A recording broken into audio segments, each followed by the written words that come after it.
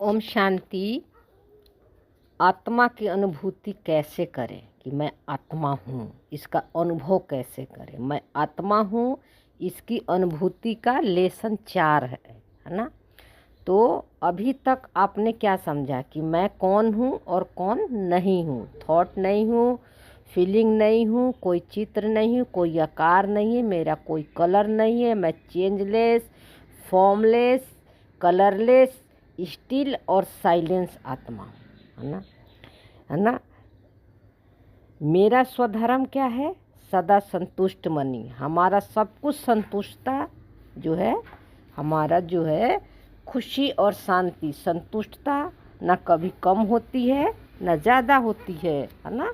मैं हमेशा एक समान स्टिल और साइलेंस हूँ।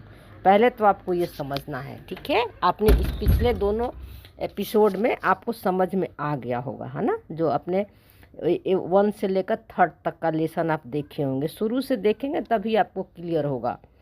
लेकिन एक बात यहाँ समझना है कि आत्मा कुछ करती नहीं है तो परम धाम से आती क्यों है। हमारे भी मन में यही, इसके भी मन में यही सवाल था। ऊपर ही रहती तो आत्मा कोई भी संकल्प नहीं है, चित्र नहीं है, लेकिन अनुभव सब कुछ करती है। लेकिन आप यहाँ पर सोचिए, परम धाम में कोई अनुभव है? कोई अनुभव नहीं है ना। वहाँ पर सब कुछ आत्मा के अंदर परम धाम में मर्ज है ना। पॉइंट ऑफ लाइट है ना।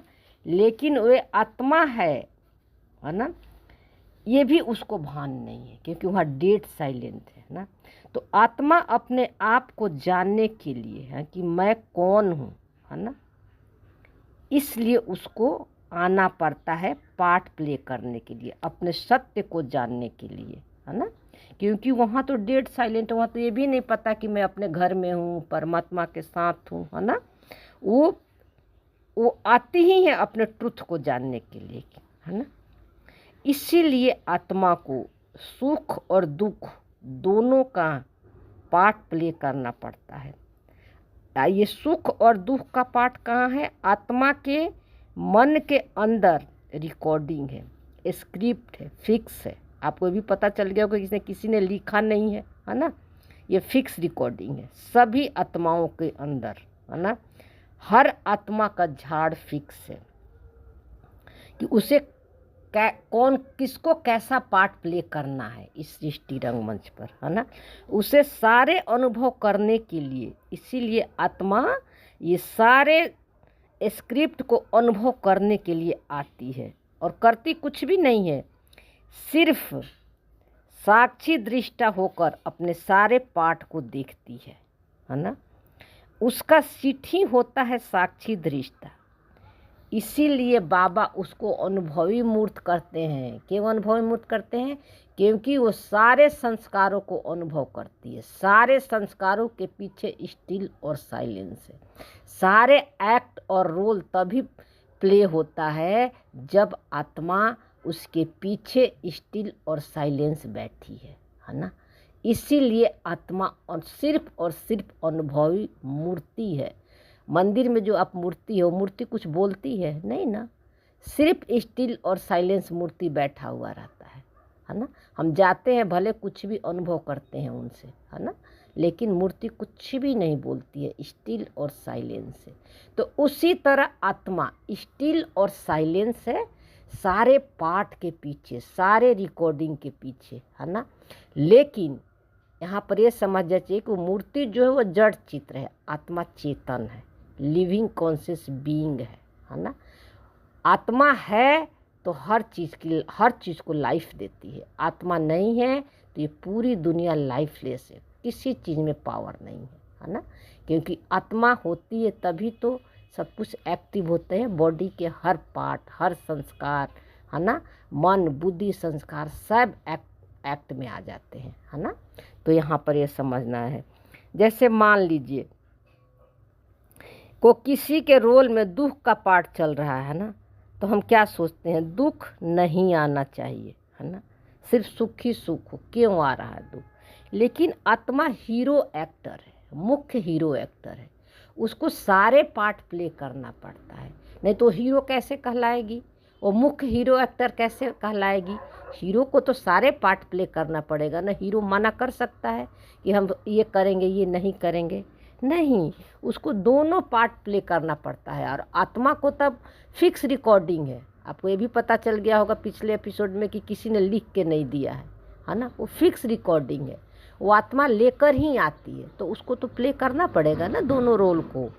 जैसे मान लीजिए कि समझिए कैसे रिकॉर्डिंग को प्ले करती है आत्मा। जैसे अमिताभ है, अमिताभ क्या है, वो कूली पिक्चर में कूली का रोल प्ले किया है ना, लेकिन कूली के रोल प्ले करते समय उसे पूरा पता है कि मैं अमिताभ हूँ, ये रोल मिला हुआ है ना। तो क्या करता है, कूली का ड्रेस भी पहनता है, कूली जैसी बातें भी करता है, बोझ भी उठाता है, रेलवे स्टेशन पर भी जाता है, उसका घर परिवार भी उसी तरह का, उसके जो सहयोगी होते हैं उसको मिलते हैं। तो कूली का कितना परफेक्ट और एक्यूरेट रोल प्ले किया है ना। वो मना किया डायरेक्टर को कि हम नहीं करेंगे, नहीं, उसने सारे रोल प्ले किया है ना। लेकिन उसको ये अवेयरनेस है कि मैं अमिताभ हूँ, ये पता है उसको, मैं कूली नहीं हूँ, ठीक है ना। तो उसी तरह आत्मा के मन में सुख और दुख दोनों रिकॉर्डिंग फिक्स है, इसलिए उसे करना ही पड़ेगा, वे चेंज नहीं हो सकता है ना। इसलिए तो बाबा हमेशा कहते हैं ना, क्या कहते हैं मुरली में, कि तुम्हारी गलती नहीं है, ड्रामा पर सब कुछ थोप देते हैं, ड्रामा के भाभी है ना। तो बाबा क्योंकि हमारे पार्ट को भी इसीलिए नहीं देखता है ना, क्योंकि वो फिक्स रिकॉर्डिंग है, तो तुम्हें तो करना ही पड़ेगा प्ले, उसमें मैं भी नहीं कुछ कर सकता, तुम भी नहीं कुछ कर सकती।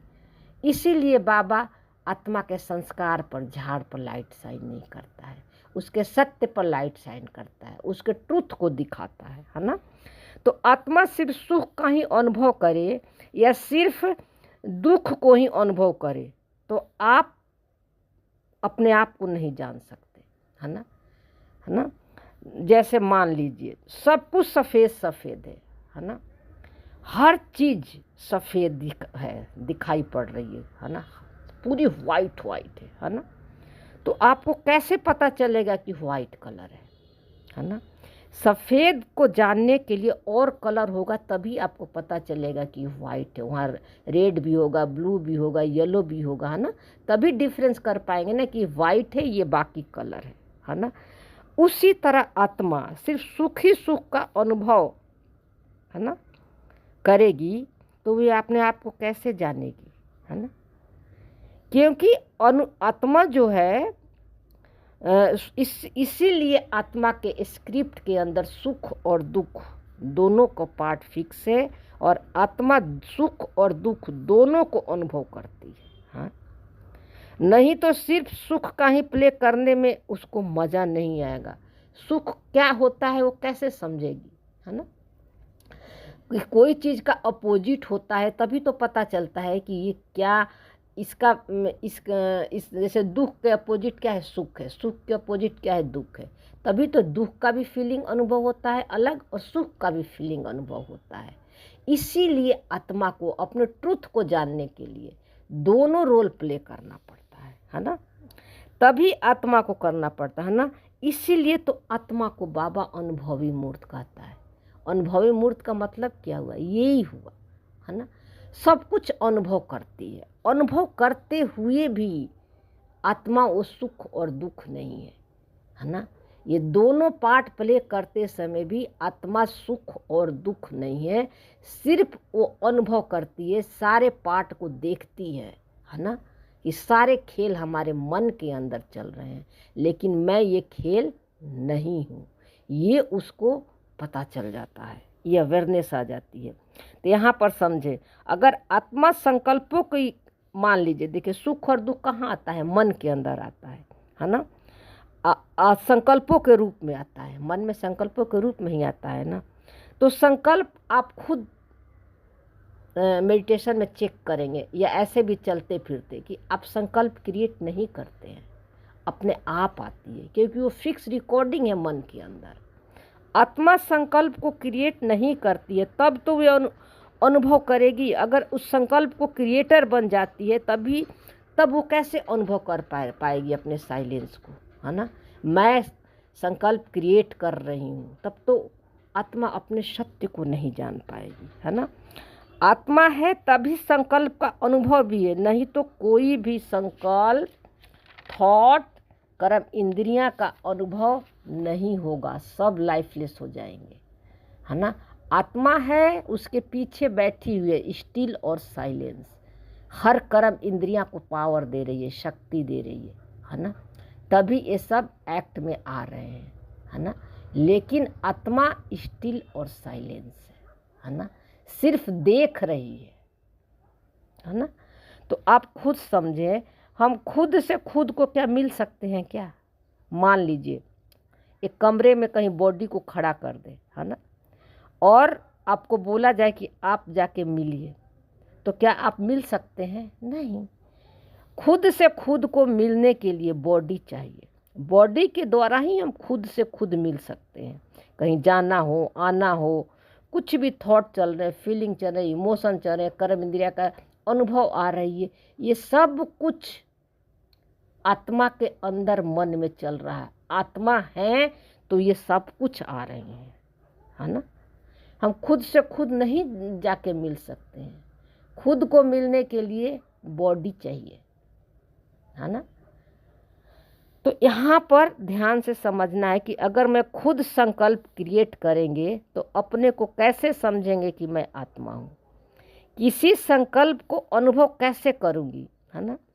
अगर कोई संकल्प को अनुभव करूँगी तभी जो है अपने आप को हम समझ सकते हैं।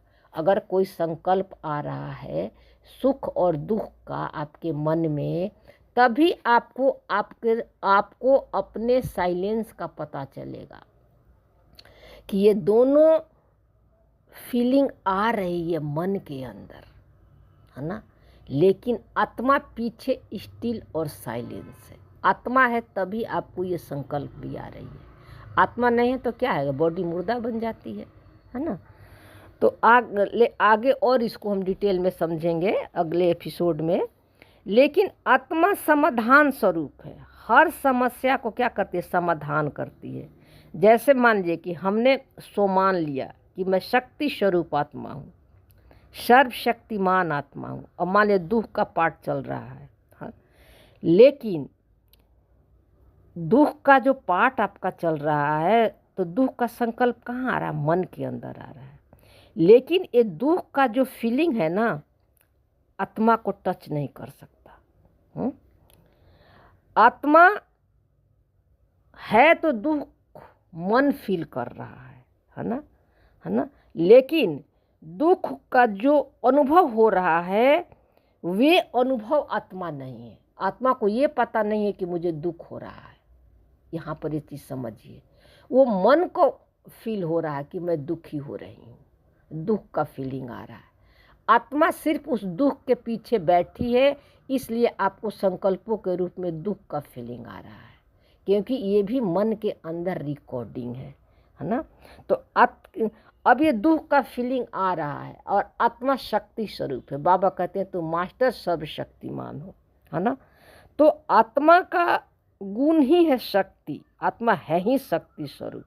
और मन में फीलिंग दुख का आ रहा है, तो वो जो दुख का जो आपको फीलिंग आ रहा है ना, वे आत्मा के सुख और शांति को, खुशी को कम नहीं कर सकते, है ना।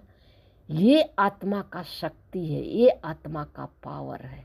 मन के कोई भी फीलिंग, संकल्प, थॉट, कर्म इंद्रिय का अनुभव आत्मा को टच नहीं कर सकते।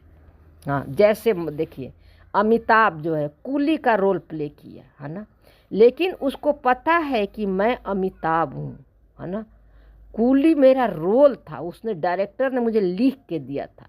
लेकिन यहाँ पर ये समझिएगा कि यहाँ किसी ने लिख के नहीं दिया है ना, वो फिक्स है, इसलिए इसको चेंज नहीं कर सकते। कूली के रोल में भले ही उसका चेंज हो जाएगा, आज कूली का किया कल, लेकिन उसमें कम ज़्यादा डायरेक्टर कर सकता है। लेकिन आत्मा के अंदर जो रोल मिला हुआ है, स्क्रिप्ट है, उसको कम ज़्यादा नहीं कर सकते, चाहे जैसा भी आपका रोल मिला हो, है ना। तो अगर, है ना, तो अमिताभ कुली का उसको रोल था, उसका रोल मिला हुआ था, है ना।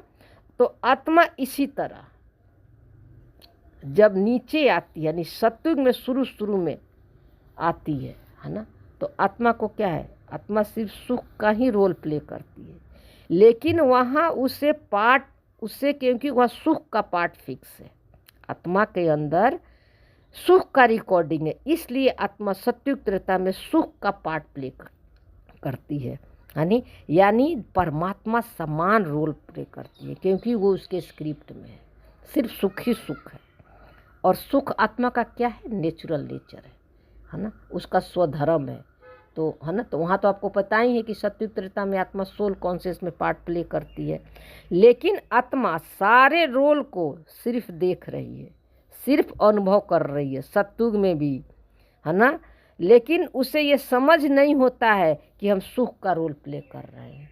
आप यहाँ पर एकदम समझे ध्यान से, वो वहाँ अनुभव कर रही है ना, लेकिन उसको ये फीलिंग नहीं है, ये नहीं समझ रही कि मेरा सुख का पार्ट चल रहा है ना।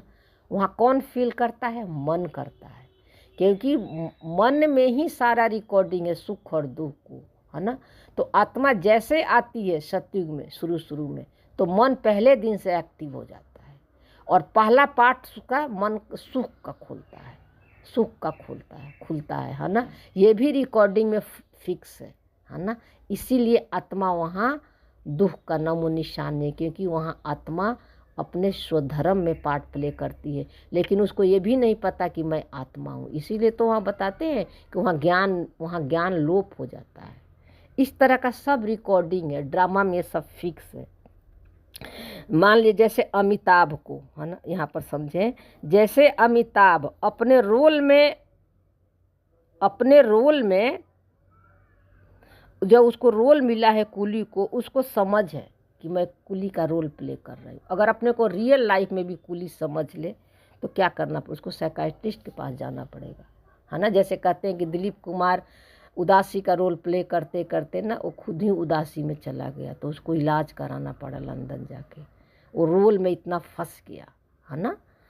तो उसी तरह आत्मा जब सत्व प्रधान का रोल प्ले करती है तो सिर्फ सुख ही सुख का अनुभव कर रही है ना, क्योंकि सारे अनुभव सुख देने वाला है वहाँ, है ना।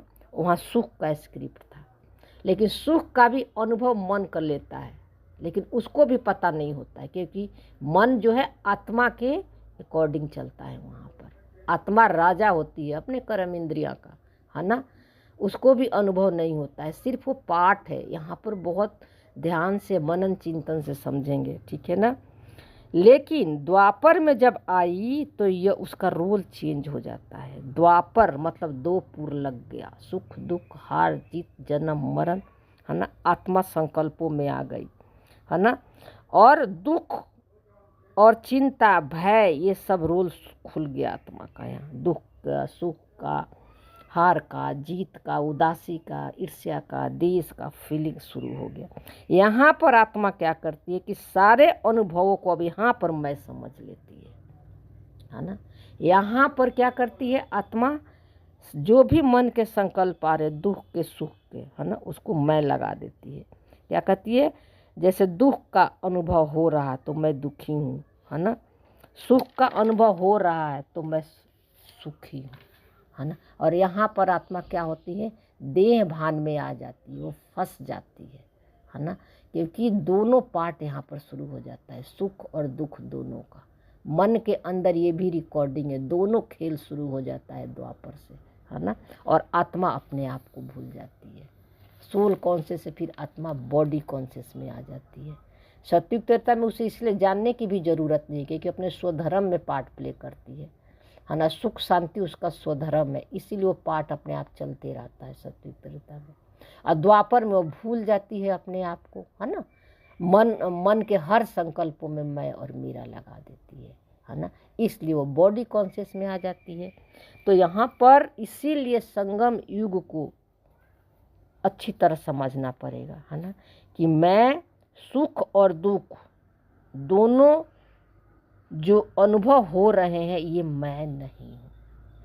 आप यहाँ पर समझिए, आत्मा को ये नहीं पता कि ये सुख का फीलिंग है, दुख का फीलिंग है, दोनों में आत्मा एक समान है। दोनों को पीछे आत्मा स्टिल और साइलेंस है।